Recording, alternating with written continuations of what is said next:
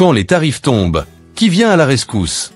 Imaginez un instant, le plus grand client du Canada, les États-Unis, décide soudainement d'imposer des droits de douane massifs sur l'acier et l'aluminium. Un choc brutal pour les exportateurs canadiens.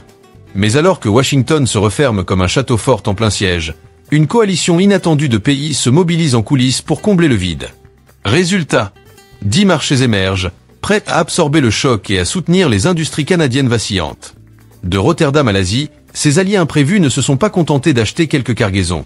Ils ont joué un rôle décisif pour éviter l'effondrement de secteurs entiers. Restez bien accrochés. Voici les 10 pays qui ont transformé une menace commerciale en véritable opportunité économique, contribuant à maintenir à flot l'économie canadienne et les emplois qui vont avec. Numéro 10, le Royaume-Uni. Vous vous demandez sans doute qui a levé la main quand les États-Unis ont claqué la porte au nez des métaux canadiens. Surprise, c'est la Grande-Bretagne qui s'est lancée la première. Dès mars 2025, alors que les tarifs américains frappaient de plein fouet les exportations canadiennes d'acier et d'aluminium, les livraisons d'or non monétaires vers le Royaume-Uni ont littéralement explosé. En fait, le Royaume-Uni a été à lui seul responsable d'une hausse spectaculaire de 24,8% des exportations canadiennes vers des marchés hors États-Unis ce mois-là. Mais attention, ce n'était pas juste un coup d'éclat isolé. Depuis décembre, les exportations de métaux précieux vers Londres ne cessent de grimper mois après mois. Pourquoi un tel engouement? Les analystes évoquent d'abord la recherche de diversification face aux incertitudes mondiales. Mais ce n'est pas tout. La demande croissante des industries technologiques et aérospatiales britanniques a aussi pesé dans la balance. Et si cette nouvelle fièvre de l'or redessinait durablement la stratégie commerciale du Canada? Si l'élan de Londres est un indicateur, d'autres pays pourraient bien suivre. Numéro 9, les Pays-Bas. Vous pensez savoir qui a emboîté le pas? Visualisez plutôt cette scène. Des pétroliers géants se chargeant à l'aube dans les ports néerlandais. Sans hésiter une seconde, les Pays-Bas ont répondu présent lorsque les taxes américaines sont tombées. Résultat, en mars 2025, les exportations de pétrole canadien vers les Pays-Bas ont bondi, contribuant à une hausse impressionnante de 32% des exportations canadiennes vers l'ensemble de l'Union européenne. Les raffineries de Rotterdam, toujours en quête de sources d'approvisionnement fiables, ont accueilli à bras ouverts les barils canadiens, compensant en un temps record la perte du marché américain. On n'avait jamais vu ça, s'étonne un responsable du commerce extérieur. D'une année à l'autre, les volumes ont carrément doublé.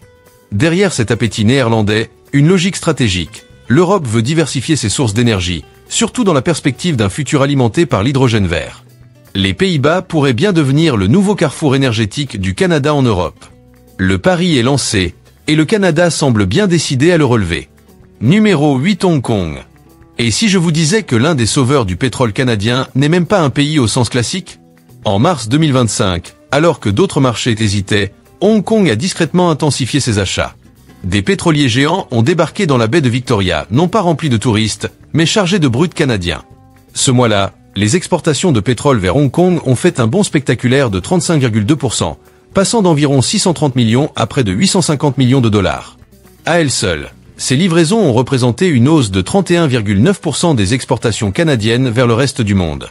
Et non, ce n'était pas un simple coup de poker. Les raffineries et les sociétés de négoce de Hong Kong cherchaient à sécuriser des approvisionnements stables et diversifiés dans un contexte mondial tendu. Le Canada a répondu à l'appel. Alors que les droits de douane américains entraient en vigueur, les financiers de Hong Kong, toujours prêts à parier sur la résilience, ont investi massivement dans des contrats à long terme pour du brut canadien. Ce mouvement pourrait bien redéfinir les routes énergétiques en Asie. Avec les tensions commerciales entre la Chine et les États-Unis en toile de fond, Hong Kong, grâce à son ouverture, est devenu un acteur clé. Et l'effet domino ne s'est pas arrêté aux cargaisons de pétrole. Les actions des entreprises pétrolières canadiennes ont grimpé, et les fonds indiciels axés sur le pétrole de l'Ouest canadien ont vu affluer les capitaux. Des analystes y voient un mouvement stratégique plus large. Alors que l'Europe cherche à tourner la page du gaz russe et que les États-Unis reconfigurent leurs alliances énergétiques, Hong Kong semble miser sur une alliance transpacifique durable. Et malgré la baisse des prix spot, les commandes ont continué d'affluer en avril, preuve d'un engagement à long terme. Avec le projet LG Canada qui doit monter en puissance cette année, les liens énergétiques pourraient bien s'élargir à d'autres formes de coopération. Une chose est sûre, quand les partenaires traditionnels se ferment, certaines places financières n'hésitent pas à ouvrir leurs coffres et leurs ports. Numéro 7, l'Allemagne. Quand on parle d'un géant industriel qui a pris le relais après les hausses de tarifs américains, l'Allemagne ne vient peut-être pas immédiatement à l'esprit.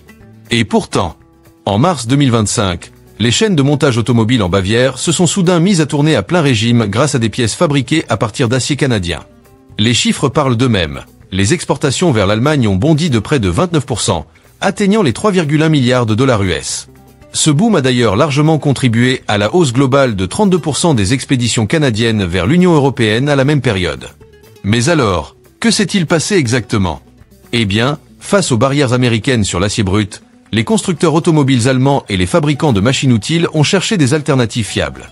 Résultat, une ruée sur les billettes, tiges et composants de précision venus du Canada. Et ce n'était pas qu'une affaire de métaux bruts. L'Allemagne a aussi massivement importé de la machinerie industrielle, des pièces aéronautiques et du matériel agricole, made in Canada. C'est un vrai virage vers la qualité et la diversification des chaînes d'approvisionnement, enclenché après les turbulences de la pandémie. Mais ce n'est pas tout. Alors que Berlin accélère sa transition vers les énergies propres, les exportations canadiennes de modules de technologie verte et d'alliage spécialisés ont plus que doublé depuis décembre. Ces pièces s'intègrent parfaitement dans la production d'éoliennes et de batteries. Et le plus étonnant, ce ne sont pas de simples commandes ponctuelles. De nombreux contrats pluriannuels ont été signés à Francfort, 2 fois plus nombreux que les achats au coup par coup. Certains y voient un changement durable vers des fournisseurs nord-américains. Et le transport dans tout ça? Contrairement à ce qu'on pourrait croire, l'éloignement géographique n'a pas été un frein.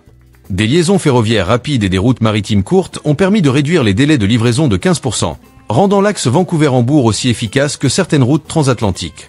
Ajoutez à cela la simplification des procédures douanières grâce aux récents accords bilatéraux, et vous obtenez un système logistique huilé en temps réel. Et si vous pensiez que l'Europe s'arrêtait là, détrompez-vous. Car ce sont maintenant les marchés du vin, du fromage et des produits de terroir français qui entrent en scène. Vous allez voir, la suite est tout aussi savoureuse. Numéro 6, la France. Vous imaginez un dîner à Paris, avec un bon Bordeaux, et une touche d'huile de canola canadienne? Ce mariage étonnant illustre parfaitement l'évolution des échanges entre le Canada et la France depuis l'entrée en vigueur de l'accord commercial global CETA. Depuis 2017, les relations commerciales ont littéralement explosé, plus 65% d'échanges, faisant de la France le 4e partenaire export du Canada. Rien qu'en 2024, la France a acheté pour 3,21 milliards de dollars US de produits canadiens et 2025 démarre encore plus fort. Quand les taxes américaines ont commencé à désorganiser les chaînes d'approvisionnement nord-américaines, la France a intensifié ses commandes de légumineuses, de cultures spécialisées et de produits forestiers canadiens. Les experts prévoient une augmentation de 5% des exportations de cultures de base sur l'année agricole 2024 à 2025, en partie grâce à la demande des meuniers et boulangers français désireux de varier leurs sources de céréales. Et ce n'est pas tout. Lors des salons du printemps, on a vu briller le sirop d'érable et l'orge de brasserie du Canada, devenus les stars d'événements gourmets en Provence. Qui aurait cru que le sirop d'érable ferait fureur à Paris? Un exportateur canadien plaisantait même. C'est la première fois qu'on me demande une photo avec un bidon de sirop. Mais au-delà du terroir, ce sont aussi les machines lourdes et les composants aéronautiques canadiens qui séduisent Toulouse et Lyon. À tel point que la France a signé des contrats d'équipement agricole courant jusqu'en 2027. Et avec les exportations canadiennes atteignant un record de 214 milliards de dollars US au premier trimestre 2025, soit une hausse de 6% par rapport au trimestre précédent, l'appétit français a clairement joué un rôle clé. Ce qui avait commencé comme une réponse d'urgence à la crise tarifaire, semble désormais s'ancrer durablement. Même si les États-Unis assouplissent leurs taxes demain, beaucoup parient que les producteurs canadiens resteront solidement implantés dans les chaînes de valeur françaises. Alors la prochaine fois que vous dégusterez un croissant, pensez Y. Il est peut-être feuilleté grâce à l'huile de canola venue tout droit des prairies canadiennes. Numéro 5, le Japon. Et si le gaz qui chauffe votre maison au Japon provenait des profondeurs des Rocheuses canadiennes? Lorsque les tarifs douaniers américains ont secoué le commerce nord-américain, le Japon a discrètement renforcé ses liens avec le Canada en matière de gaz naturel liquéfié. Début 2025, les entreprises japonaises ont sauté sur l'occasion pour signer des contrats d'approvisionnement à long terme avec le projet LNG Canada, dont les premières expéditions sont prévues pour la mi-année. Même le ministre de l'Environnement de l'Alberta s'est rendu à Tokyo pour vanter les avantages canadiens. Des routes maritimes plus courtes, une stabilité politique et une fiabilité précieuse face aux tensions mondiales. Ce qui est paradoxal. La demande intérieure japonaise en GNL a légèrement baissé l'an dernier, en raison du retour du nucléaire et des énergies renouvelables. Et pourtant, les grandes compagnies comme Jura ou Tokyo Gas ont signé des accords de 13 à 15 ans avec le Canada. Pourquoi? Parce qu'en cas de rebond de la demande, elles veulent être prêtes. La vraie raison? Des doutes autour des contrats avec Sakhalin 2 en Russie et une volonté affirmée de diversifier les sources d'approvisionnement. Le Canada est devenu, presque malgré lui, un atout stratégique. Et ce n'est pas tout. Ces engagements ont déjà dopé les actions des entreprises énergétiques canadiennes, preuve que les investisseurs y croient. Alors, est-ce le début d'une nouvelle ère énergétique entre le Canada et l'Asie-Pacifique? C'est bien possible. Dans un contexte d'incertitude croissante autour des livraisons américaines, le gaz naturel canadien, propre et fiable, pourrait bien chauffer des foyers de Hokkaido jusqu'à Kyushu. Et ce n'est pas fini. La prochaine étape nous emmène vers des îles tropicales où les accords de libre-échange ouvrent des débouchés étonnants pour les produits canadiens. Restez avec nous, la suite promet d'être tout aussi inattendue. Numéro 4. L'Indonésie. Imaginez un instant les barons de l'huile de palme indonésiens partageant les étals des marchés bondés de Jakarta avec des lentilles, pois chiches et pois secs venus tout droit des prairies canadiennes. Début 2025, l'engouement de l'Indonésie pour les cultures de champs canadiennes a explosé. Les importations de légumineuses ont fait un bond spectaculaire de 42% en un an, dépassant les 350 millions de kilos rien que sur le premier trimestre. Mais ce n'est que le sommet de l'iceberg. Pendant que les médias occidentaux se concentraient sur les tensions autour de l'acier et de l'aluminium, des importateurs indonésiens, beaucoup plus stratégiques, profitaient discrètement de l'accord de libre-échange signé en décembre 2024 pour négocier des tarifs préférentiels.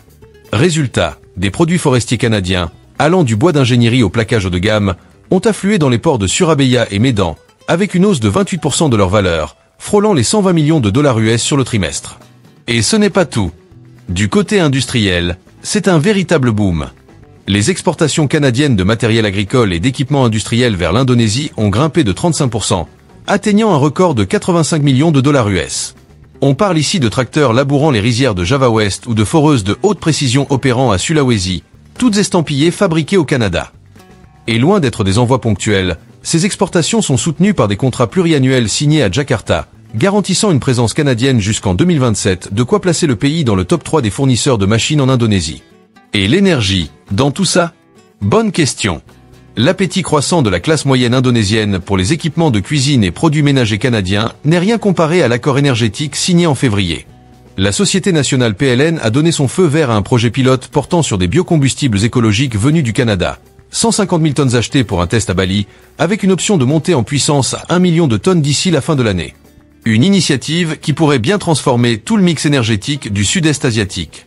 Mais la plus grande surprise, des marques indonésiennes lancent maintenant des encas haut de gamme comarqués, associant sirop d'érable canadien et sucre de palme local et les exportent vers l'Amérique du Nord. Du commerce inversé en pleine forme. Une douce revanche commerciale. Qu'est-ce qui explique ce virage inattendu? Les analystes pointent deux facteurs. La quête indonésienne de sécurité alimentaire, après des récoltes décevantes fin 2024, et une volonté stratégique de se détourner des chaînes d'approvisionnement trop dépendantes de la politique américaine. Le Canada, perçu comme stable et fiable, a répondu présent et l'Indonésie lui a ouvert grand ses entrepôts. Alors la prochaine fois que vous dégusterez un ragoût épicé aux lentilles façon sambal, ou un biscuit au sirop d'érable et au sucre de palme, souvenez-vous, ces alliances surprenantes ne sont pas de simples curiosités gastronomiques, mais bien des leviers majeurs qui redessinent le commerce mondial. Numéro 3. L'Équateur. Vous imaginez les hauts plateaux andins et les vallées amazoniennes jouer un rôle clé dans la renaissance des exportations agricoles et forestières canadiennes? C'est pourtant ce qui s'est passé. À Quito, les marchés ont été inondés d'orge brassicole et d'huile de canola spéciale en provenance du Canada. Un phénomène passé de marginal à national dès le premier trimestre 2025, juste après l'entrée en vigueur de l'accord de libre-échange signé à la mi-2024. Les exportations canadiennes vers l'Équateur ont littéralement décollé. Les produits agroalimentaires ont bondi de 38%, flirtant avec les 95 millions de dollars US. Mais ce n'est que la partie visible. Les brasseries et distilleries locales se sont ruées sur l'orge brassicole canadienne, entraînant une hausse de 55% des volumes. De Cuenca à Guayaquil, les microbrasseries artisanales en redemandent. Du côté forestier, les produits comme le bois d'ingénierie et la pâte à papier ont également profité du boom de la construction équatorienne, poussé par des programmes de développement urbain. Résultat, plus 22%, soit 45 millions de dollars US. Et la technologie dans tout ça.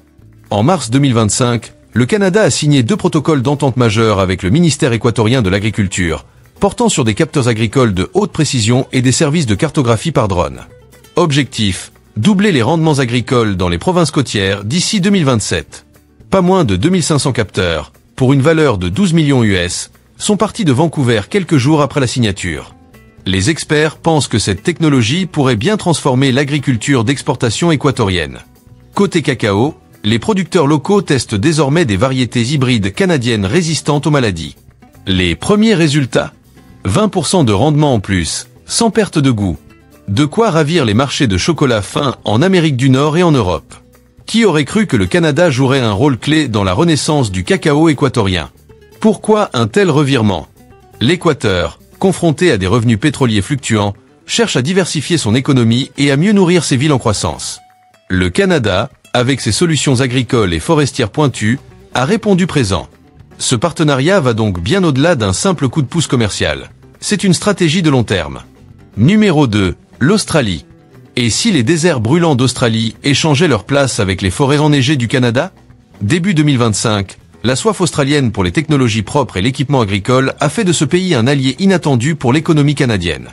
En février, les exportations canadiennes vers l'Australie ont atteint 179 millions de dollars canadiens, soit une hausse de 3,8% par rapport à l'an dernier, malgré les perturbations causées par les tarifs américains. Mais le vrai tournant avait eu lieu l'année précédente, en 2024, lorsque les exportations de machines industrielles canadiennes, moissonneuses de précision, chaînes de montage de panneaux solaires ont atteint un record de 531 millions US. Une mission commerciale canadienne en mars 2025 a permis de sceller des contrats pluriannuels pour des modules de clean tech et du matériel agricole. Depuis le début de l'année, les volumes expédiés seraient déjà en hausse de 30%, selon les premières estimations. Pourquoi cette ruée? Après des vagues de chaleur records et une pénurie de matières premières, les décideurs australiens cherchent à diversifier leurs fournisseurs. Et les entreprises canadiennes ont coché toutes les cases. Qualité, régularité, bon prix. Même les produits agricoles canadiens ont trouvé un nouveau marché. Les légumineuses et les céréales spéciales, autrefois destinées surtout aux États-Unis, ont vu leurs exportations vers l'Australie grimper de 22% au premier trimestre 2025, portées par les sécheresses tardives de 2024. Ajoutez à cela une hausse de 18% pour les bois d'ingénierie, et vous obtenez un véritable renouveau commercial. Des écoquartiers de Melbourne aux mines de Perth, le Canada joue désormais un rôle central dans les secteurs industriels et agricoles australiens. Est-ce un changement durable? Vu les contrats signés jusqu'en 2027, tout porte à croire que oui. Quand Washington a fermé ses portes, Canberra a grand ouvert les siennes, relançant ainsi les exportations canadiennes et maintenant les usines tournantes au pays. Numéro 1. Singapour. Et si une petite cité-État de 5 millions d'habitants parvenait à surpasser des continents entiers dans son soutien au commerce canadien? C'est exactement ce qu'a fait Singapour. En mars 2025, la ville-État a importé pour 291 millions de dollars singapouriens, environ 215 millions US, de biens canadiens, soit une envolée de 163% par rapport à février 2024. Singapour est désormais un carrefour incontournable pour les services financiers et les produits pétroliers raffinés venus du Canada. Du côté aéronautique, les exportations de pièces et composants de haute précision, essentiels pour les opérations de maintenance de l'aéroport de Changi, ont grimpé de 28%. En parallèle, le secteur de l'énergie propre a bondi. Biocarburants, sous-produits du GNL et composants liés à la chimie verte ont enregistré une hausse annuelle de 35%, portée par la demande des géants pétrochimiques singapouriens. Et les services? Loin d'être en reste. Les plateformes canadiennes de fintech et les logiciels de conformité réglementaire ont vu leurs échanges bondir de 42%, alors que Singapour ambitionne de devenir le leader asiatique de la finance numérique. En mars, plusieurs contrats pluriannuels ont été signés pour des solutions canadiennes de cloud computing et de surveillance anti-blanchiment, valables jusqu'en 2026. Ce qui explique cette frénésie. Face aux tensions régionales, Singapour cherche activement à diversifier ses fournisseurs.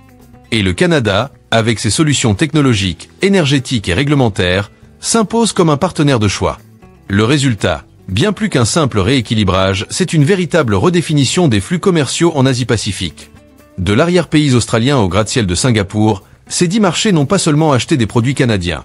Ils ont sauvé des industries entières menacées par les tarifs américains. Si ces revirements commerciaux vous intriguent, pensez à vous abonner, j'aimer et partager. C'est grâce à vous que nous pouvons continuer à creuser derrière chaque alliance inattendue.